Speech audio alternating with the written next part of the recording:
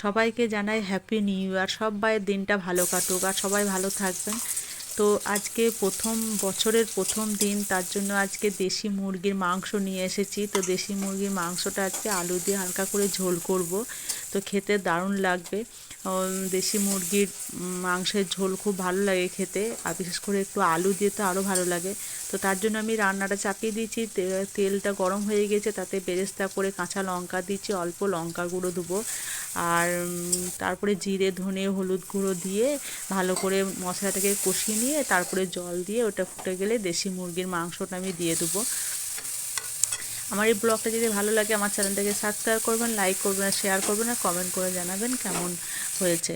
আর যারা ফেসবুকে দেখবেন তারা অবশ্যই কমেন্ট করবেন আর লাইক করবেন, শেয়ারও করে দেবেন আর জানাবেন কেমন হয়েছে। এবং কতগুলো আলু দিয়ে দিচ্ছি, আলু দিয়ে ভালো করে কষিয়ে নেবো।